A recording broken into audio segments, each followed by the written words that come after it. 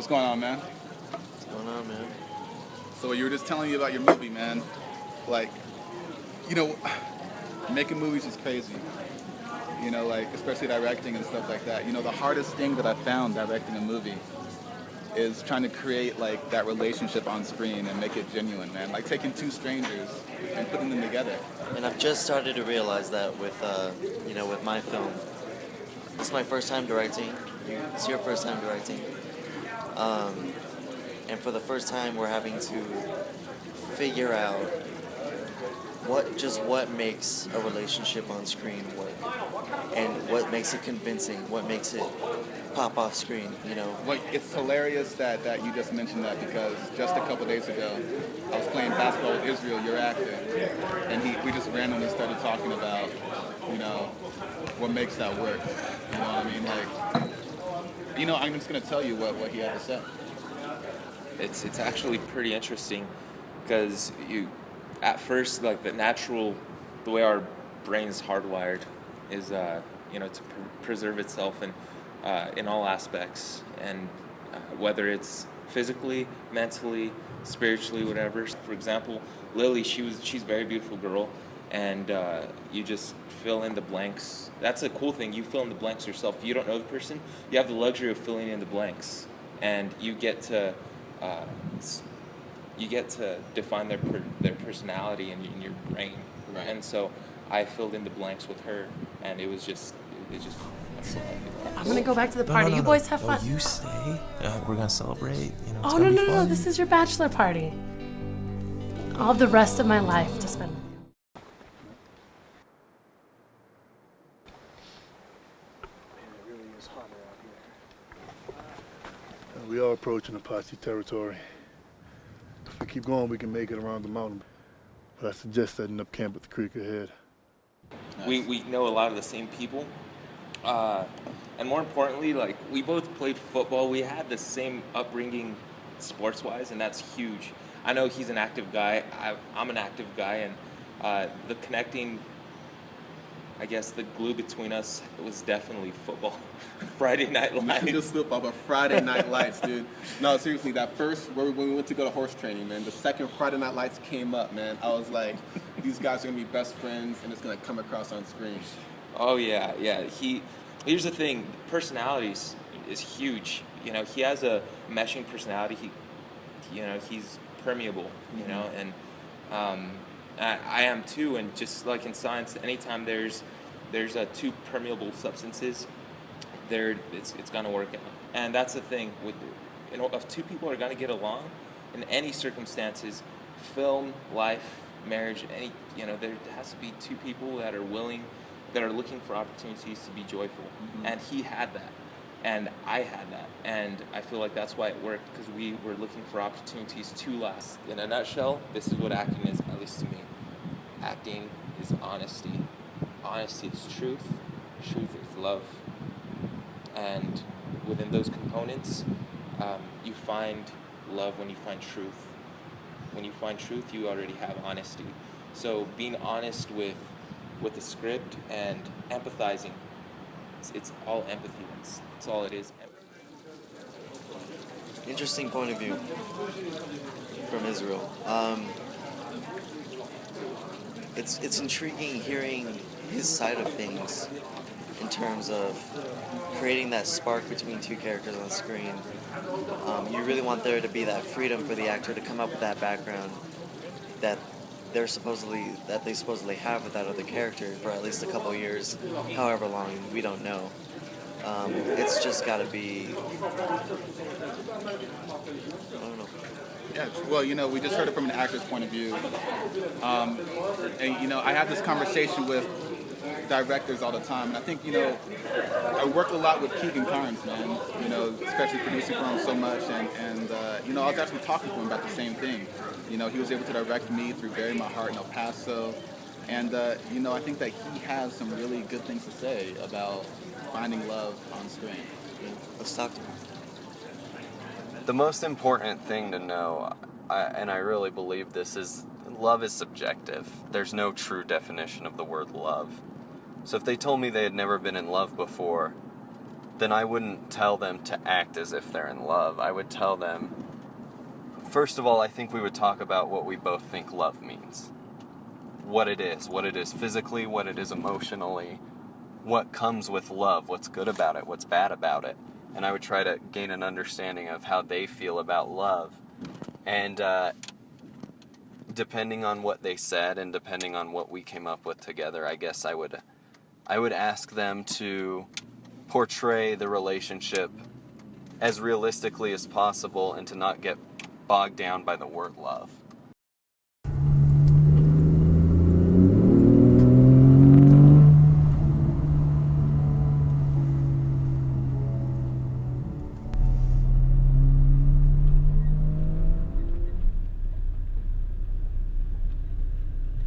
Then with Johnny and Angelique, we had a different challenge because I'm dating Angelique in real life. Right.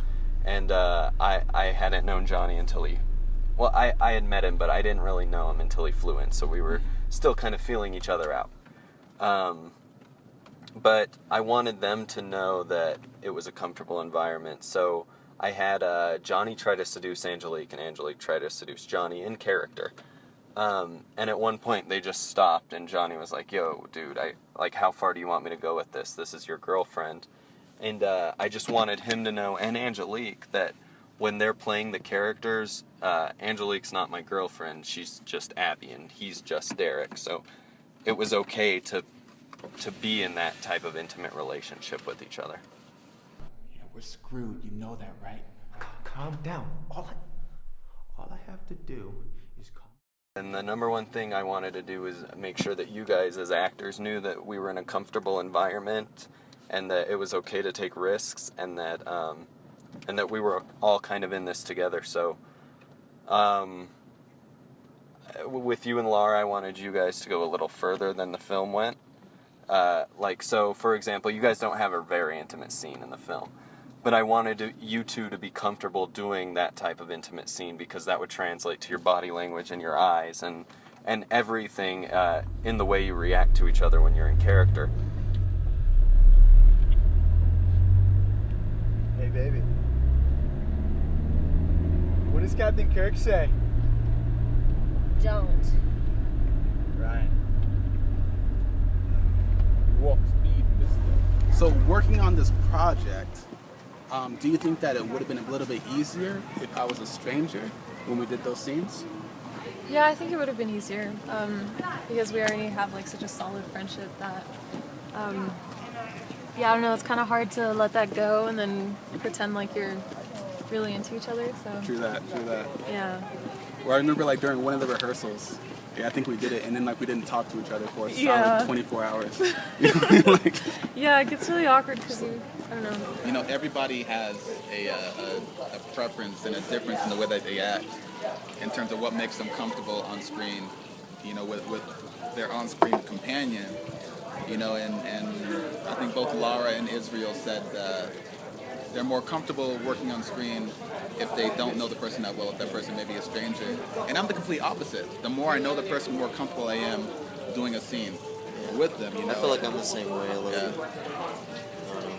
It depends. You can go either way. I agree, you know, and yeah, definitely it's give or take, you know.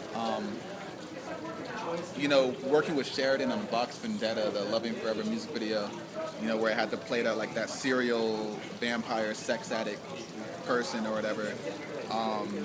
There were 4 girls who I had to be kind of intimate with there, and luckily, and I think what made it most comfortable for me is that I knew them really well. You know, I guess it can be awkward at first, but I mean, you're performing a scene. You know what I mean? You can do a scene even though this person's boyfriend is standing right there watching exactly. you, like staring into yourself. You know, but everybody's, you know, comfortable with it. Playing friendship, I think, may be harder than playing romance to me, a little bit. You know, like in Bury My Heart, working with Jonathan. You know, that's a friendship that began in 2001. You know, 12 years in the making. You know, so it was just so natural just to bounce back and play that scene with him. I might be slightly inebriated. Oh, you mean completely faded? Yeah. Well, maybe if you got a quarter in the glass every now and then, you'd be fine. Jenna is kicking your ass. Like Abs kicked yours earlier. Oh, baby, I'm sorry. Please forgive me. Do you want to keep one or two of my dude. testicles in your It's purse? not even that big a deal. What's not, Abby? No, Fuck you. the whole fucking thing, man. Hey, that's a nice necklace, yo. Yeah? Yeah. Who got that for you again? Okay. Hold on, watch this. Double up, bitch. Jackass, she's pretty sweet. You're a fucking poet. And then, but I've been like in other movies where like I'm supposed to play a scene with and I'm like supposed to play this guy's best friend, and I'm like, you know, like I'm trying, but like it's definitely like there's a certain spark that's not there. You know what I mean? There's a missing gap, and then that's where the director comes in, and that's Right. where True, exactly. everything needs to unravel itself in terms of your anxiety or your whatever you're dealing with to get to that point with that other person.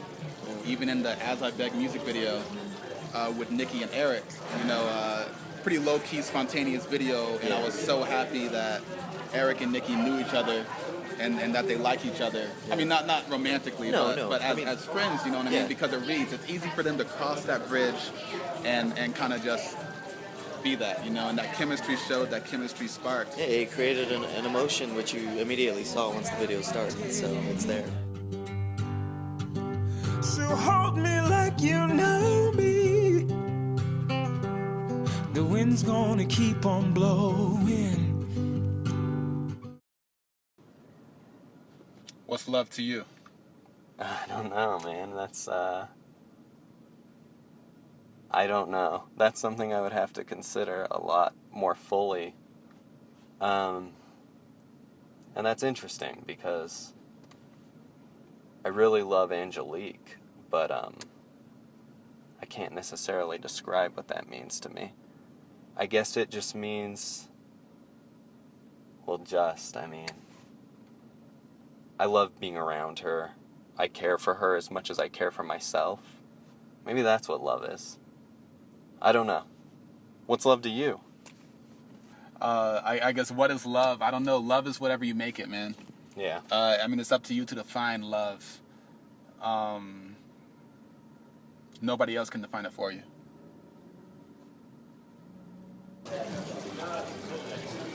So, I mean, we just heard it from everybody else, man. I mean, what's love to you? To me, it's kind of difficult to define at first. I don't know. It's irrational, that's for sure. When you're in it, you're not really aware of a lot of other things. It's definitely a unique experience in the sense that it creates happiness between two people that kind of outlaws everything else. I don't know, it's weird. And when we try to manufacture that on screen in our own views or our own manner, depending on what the script calls for and everything, it's funny that we're trying to do that ourselves when, you know, we may not even, depending on who the person is, we may not even have experienced it fully yet, you know, in real life. Like I said, man, you know it when you see it. And the fact is, if you don't know, you have an idea on what it is, but you won't know until you know. You know? You know what, dude? You don't know. You gonna get a refill? Huh? You gonna get a refill? I think so. All right, man, I'll join you. All right.